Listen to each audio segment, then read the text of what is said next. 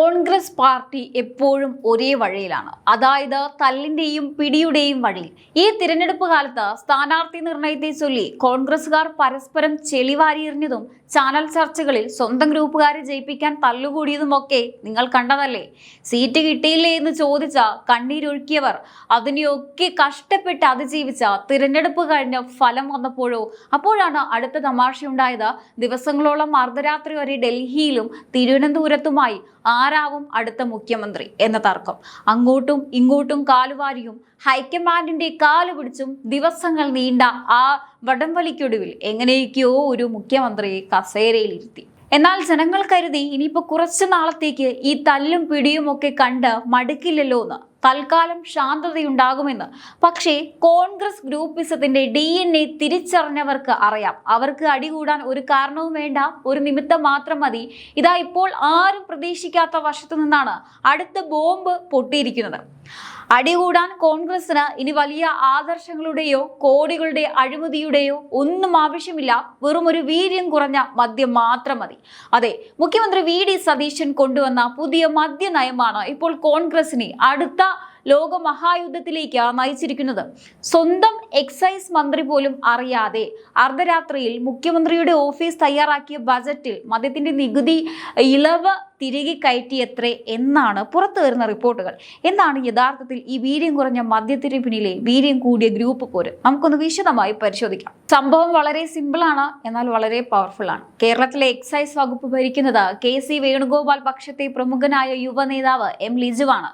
കോൺഗ്രസ് ഭരിക്കുമ്പോൾ എക്സൈസ് വകുപ്പ് എന്ന് പറഞ്ഞാൽ വലിയൊരു സംഭവമാണ്.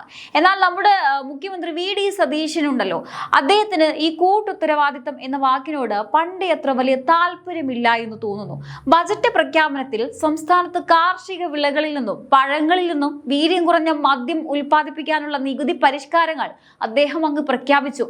ട്വിസ്റ്റ് എന്താണെന്ന് വെച്ചാൽ സ്വന്തം വകുപ്പിൽ ഇങ്ങനെയൊരു മാറ്റം വരുന്നത് എക്സൈസ് മന്ത്രിയായ ലിജു അറിഞ്ഞിട്ടില്ല എന്നാണ് ഇപ്പോൾ പുറത്തു വരുന്ന റിപ്പോർട്ടുകൾ സൂചിപ്പിക്കുന്നത്. പിറ്റേന്ന് പത്രം വായിച്ചപ്പോഴോ ചാനൽ സ്ക്രോളിംഗ് കണ്ടപ്പോഴോ ആണോ മന്ത്രി ഈ വിവരം അറിയുന്നത്? സാധാരണ ഒരു കുടുംബത്തിൽ കാരണവർ വീട് വിൽക്കാൻ അഡ്വാൻസ് വാങ്ങിയ കാര്യം വീട്ടിലുള്ളവർ അറിയാത്തതുപോലൊരു അവസ്ഥ. കോൺഗ്രസിലെ KC വേണുഗോപാൽ പക്ഷം ഇപ്പോൾ ഈ വിഷയത്തിൽ വാളെടുത്ത് ഇറങ്ങിയിരിക്കുകയാണ്. മുഖ്യമന്ത്രിക്ക് തങ്ങളോട് കടുത്ത അവഗണനയാണെന്നും വകുപ്പ് മന്ത്രിമാരെ വെറും നോക്കുകുത്തികളാക്കി മാറ്റി മുഖ്യമന്ത്രി ഏകപക്ഷീയമായി ഭരണം നടത്തുകയാണെന്നാണ് ഇവരുടെ പരാതി. തിരഞ്ഞെടുപ്പ് കഴിഞ്ഞ് കസേര കിട്ടിയപ്പോൾ മുതൽ തുടങ്ങിയ അവഗണന ഇപ്പോൾ വകുപ്പുകളിലെ കടന്നുകയറ്റത്തിൽ എത്തി നിൽക്കുന്നു എന്ന്.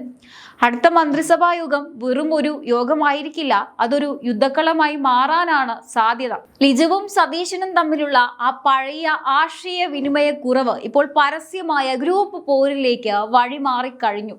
ഇനി ഇതിനിടയിലാണ് കോൺഗ്രസിലെ എക്കാലത്തെയും ഐ ഗ്രൂപ്പ് സിംഹം നമ്മുടെ സ്വന്തം ആഭ്യന്തരമന്ത്രി രമേശ് ചെന്നിത്തല രംഗപ്രവേശനം ചെയ്യുന്നത്. മുഖ്യമന്ത്രി കസേര ലക്ഷ്യം വെച്ച് ഓടിയ ചെന്നിത്തലയ്ക്ക് ഇപ്പോൾ ആഭ്യന്തര വകുപ്പാണ് കിട്ടിയിരിക്കുന്നത്. അദ്ദേഹം ഇപ്പോൾ സംസ്ഥാനത്ത് ലഹരിക്കെതിരെ സന്ധിയില്ലാ പടയോട്ടം നയിക്കുകയാണ്.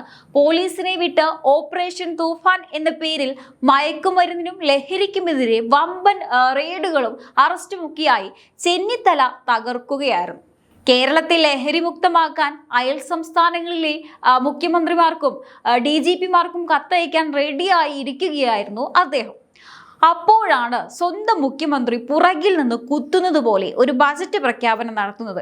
ചെന്നിത്തല ഇവിടെ ലഹരിക്കെതിരെ തൂഫാൻ അടിക്കുമ്പോൾ സതീശൻ അപ്പുറത്ത് വീര്യം കുറഞ്ഞ മദ്യം കുടിച്ച് നമുക്ക് ആഘോഷിക്കാം എന്ന് പറയുന്നു. ഇതിലും വലിയൊരു നാണക്കേട് ആഭ്യന്തരമന്ത്രിക്ക് ഇനി വരാനില്ല. മുൻ ഇടതുപക്ഷ സർക്കാർ കൊണ്ടുവന്ന അതേ മദ്യനയ ഭേദഗതികൾ UDF സർക്കാർ അതുവഴി നടപ്പാക്കുന്നു എന്ന് കേൾക്കുമ്പോൾ ചെന്നിത്തലയ്ക്ക് ദേഷ്യം വന്നില്ലെങ്കിലേ അത്ഭുതമുള്ളൂ. കോഴിക്കോട് വെച്ച ചെന്നിത്തല പരസ്യമായി തന്നെ തന്റെ അതൃപ്തി പ്രകടിപ്പിച്ചു കഴിഞ്ഞു. കഴിഞ്ഞ LDF സർക്കാർ കേരളത്തിൽ മദ്യം ഒഴുക്കുകയായിരുന്നു, എന്നാൽ UDF പുതിയ ബാറുകൾക്ക് അനുമതി നൽകിയിട്ടില്ല, ഘട്ടം ഘട്ടമായി മദ്യം നിരോധിക്കുകയാണ് ലക്ഷ്യമെന്ന് ചെന്നിത്തലയ്ക്ക് സ്വന്തം സർക്കാരിന്റെ ബജറ്റ് വന്നതിന് ശേഷം ഓർമ്മിപ്പിക്കേണ്ടി വന്നു എന്ന് പറയുമ്പോൾ തന്നെ കാര്യങ്ങളുടെ കിടപ്പ് വ്യക്തമല്ലേ? സ്വന്തം പോലീസിനെ വെച്ച് നടത്തുന്ന ലഹരി വിരുദ്ധ പോരാട്ടത്തിന്റെ വിശ്വാസ്യത മുഖ്യമന്ത്രി VD സതീശൻ തകർത്തു എന്നാണ് ആഭ്യന്തര വകുപ്പിന്റെ വിലയിരുത്തൽ. അടുത്ത ക്യാബിനറ്റ് മീറ്റിംഗിൽ ചെന്നിത്തലയും ലിജുവും ചേർന്ന് മുഖ്യമന്ത്രിയെ ഇതിനോട് പ്രതികരിക്കാൻ സ്കെച്ച് ഇട്ട് കഴിഞ്ഞിട്ടുണ്ടാവും. മദ്യനയത്തിലെ ഈ അട്ടിമറിയിൽ കേരള കോൺഗ്രസ് ജോസഫ് വിഭാഗത്തിനും കടുത്ത അമർഷമുണ്ട്.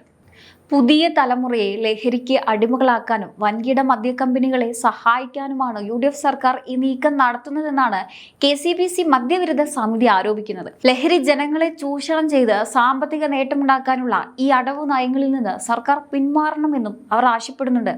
മുന്നണിയിലെ പ്രമുഖ കക്ഷികളായ ലീഗും കേരള കോൺഗ്രസും ഒപ്പം നിൽക്കുമെന്ന പ്രതീക്ഷയിലാണ് ചെന്നിത്തലയും ലിജുവും മുഖ്യമന്ത്രിക്കെതിരെ ഇപ്പോൾ തിരിഞ്ഞിരിക്കുന്നത്. ബജറ്റിലെ പ്രഖ്യാപനം തിരുത്താതെ മുന്നോട്ടു പോകാൻ മുഖ്യമന്ത്രി VD സതീശൻ തീരുമാനിച്ചാൽ അത് മന്ത്രിസഭയ്ക്കുള്ളിൽ വലിയ പൊട്ടിത്തെറിക്ക് കാരണമാകാൻ സാധ്യതയുണ്ട്.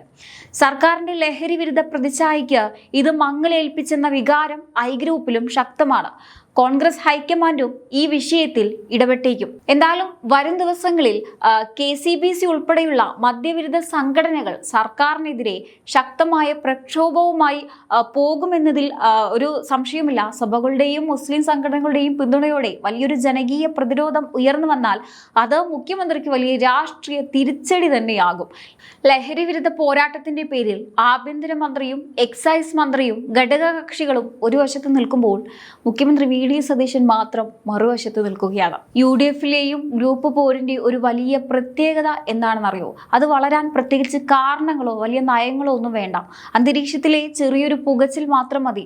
മുൻപ് വലിയ ആദർശങ്ങളുടെ പേരിലായിരുന്നു അടിയെങ്കിൽ ഇന്നിപ്പോൾ ബജറ്റിലെ വീര്യം കുറഞ്ഞ മദ്യം മുതൽ DCC ഓഫീസിലെ കസേരയുടെ എണ്ണം വരെ ഗ്രൂപ്പ് തിരിയാൻ പോകുന്ന ഒന്നാന്തരം കാരണങ്ങളാണ്. നേതാക്കൾ മാറും, ഗ്രൂപ്പുകളുടെ പേരുകൾ മാറും, പക്ഷേ ആ അടിയുടെ വീര്യത്തിന് മാത്രം ഒരു കുറവും ഉണ്ടായില്ല. ലീഡറുടെയും അണികളുടെയും കാലം തൊട്ട് ഉമ്മൻചാണ്ടിയും ചെന്നിത്തലയും കടന്ന് ഇപ്പോൾ സതീഷിലും ലിജുവിലും എത്തി നിൽക്കുമ്പോഴും ഈ പാരമ്പര്യ കലയ്ക്ക് ഒരു കോട്ടവും തട്ടിയിട്ടില്ല എന്നതാണ് യാഥാർത്ഥ്യം. കേരള രാഷ്ട്രീയത്തിന്റെ ചരിത്ര വഴികൾ പരിശോധിച്ചാൽ ഒരു കാര്യം വ്യക്തമാകും.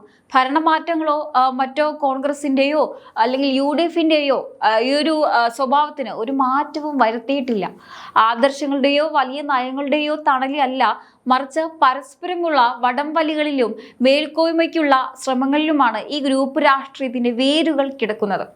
അതുകൊണ്ട് തന്നെ ബജറ്റിലെ ഒരു നികുതി പരിഷ്കാരമോ അല്ലെങ്കിൽ മറ്റേതെങ്കിലും ഭരണപരമായ തീരുമാനമോ ഉണ്ടാക്കുന്ന പുകച്ചിലുകൾ കേവലം താൽക്കാലിക പ്രതിഭാസങ്ങൾ മാത്രമാണ്.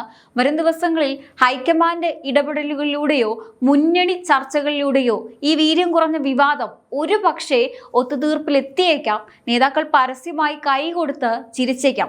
എന്നാൽ അവിടെയൊന്നും ഈ കഥ അവസാനിക്കുന്നില്ല.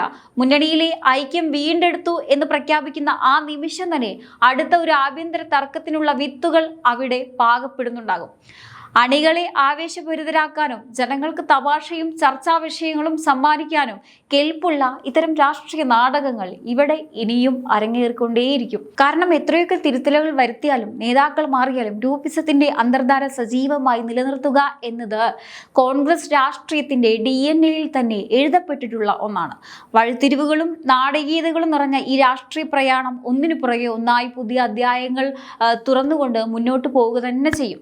തലമുറകൾ മാറിയാലും നേതാക്കളുടെ മുഖങ്ങൾ മാറിയാലും ഈ പോരിന്റെ ശൈലിയും ആവേശവും ഒട്ടും ചോർന്നു പോകാതെ അടുത്ത തലമുറയിലേക്ക് കൈമാറാൻ ഇവിടുത്തെ രാഷ്ട്രീയ നേതൃത്വത്തിന് പ്രത്യേകമായ ഒരു കഴിവ് തന്നെയുണ്ട്. ജനങ്ങൾക്ക് വികസന ചർച്ചകളേക്കാൾ വലിയൊരു എന്റർടൈൻമെന്റ് പാക്കേജായി ഇത്തരം ആഭ്യന്തര കലഹങ്ങൾ മാറുന്നതും അതുകൊണ്ടാണ്. ഇത് നാളെ അടങ്ങിയാലും മറ്റൊരു പേരിൽ മറ്റൊരു ലേബലിൽ കോൺഗ്രസിലെയും UDFിലെയും ഈ പരമ്പരാഗത തിയേറ്റർ കളി ഇനിയും പുതിയ സ്ക്രിപ്റ്റുകളുമായി ജനങ്ങൾക്ക് മുന്നിലേക്ക് എത്തിക്കൊണ്ടേയിരിക്കും. അതിന് പ്രത്യേകിച്ച് ഒരു നയപ്രഖ്യാപനത്തിന്റെയോ ബജറ്റിന്റെയോ പോലും ആവശ്യമില്ല എന്നതാണ് ഏറ്റവും രസകരമായ വസ്തുത. ആഭ്യന്തരമന്ത്രി നാട്ടിൽ ലഹരിക്ക് പൂട്ടിടാൻ നോക്കുമ്പോൾ മുഖ്യമന്ത്രി അതേ ലഹരിക്ക് പഴങ്ങളുടെ ഫ്ലേവറിൽ ലൈസൻസ് കൊടുക്കുന്നു. ഈ രീതിയിൽ ഒരു സർക്കാർ മുന്നോട്ട് പോയാൽ നാട്ടുകാർക്ക് പിന്നെ എങ്ങനെ ചിരിക്കാതിരിക്കാൻ കഴിയും? എന്തായാലും ഈ ഒരു വിഷയത്തെക്കുറിച്ചുള്ള നിങ്ങളുടെ അഭിപ്രായങ്ങൾ തീർച്ചയായും താഴെ കമന്റ് ബോക്സിൽ രേഖപ്പെടുത്തുക. മറ്റൊരു വിഷയമായി വീണ്ടും കാണാം. നന്ദി.